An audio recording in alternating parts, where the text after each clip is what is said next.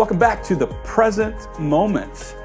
Or actually, welcome back to a conversation about the present moment because we're trying to live in the present moment.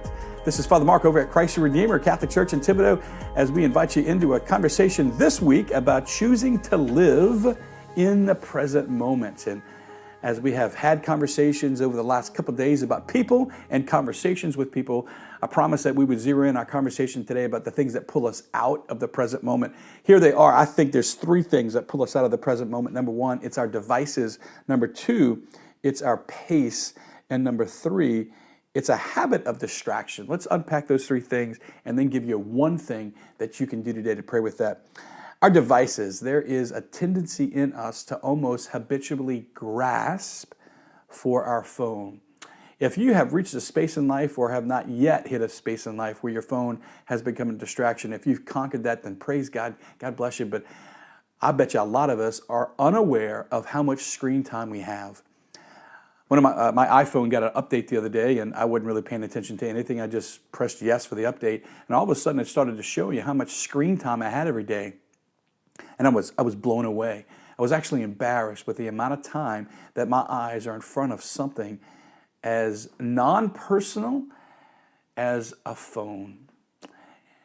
In fact, I began to track, and I said, I'm gonna intentionally limit the amount of time I have in front of the screen into something that I think is in a healthier lifestyle. And I would just encourage you to go there. Are you aware of how much time you spend grasping for the phone?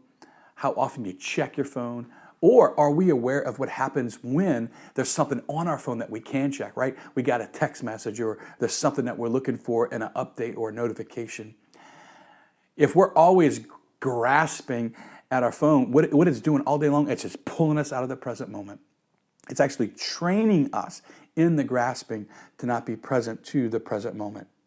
Second thing that can pull us out of the present moment is just the pace that we live our life, right? Why would we expect ourselves to be able to rest and exhale in the present moment if we're always running to the next thing? And again, the way that we live our lives on the outside is going to affect our disposition on the inside. And if we're constantly running, living life at a frenetic pace, then why would we be surprised that we struggle to be present to the present moment? And then thirdly, I think that once we settle down, we can be so schooled with the first thing, right? Checking our phone.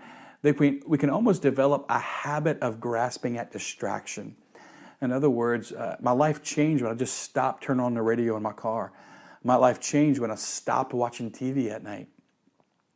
In other words, when I actually do have time to slow down and when I do have time to rest, I actually had to be intentional about not grasping for another distraction.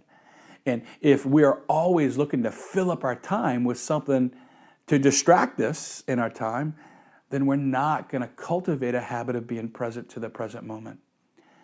Those three things require a decision of the will.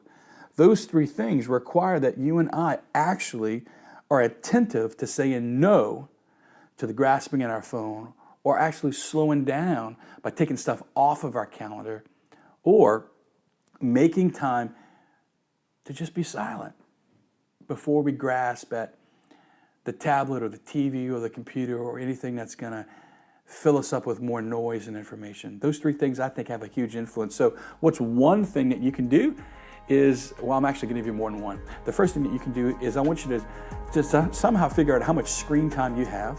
And then number two, I want you to ask yourself, how much silent time do you have? How much time do you have in the day where there's nothing going on except silence?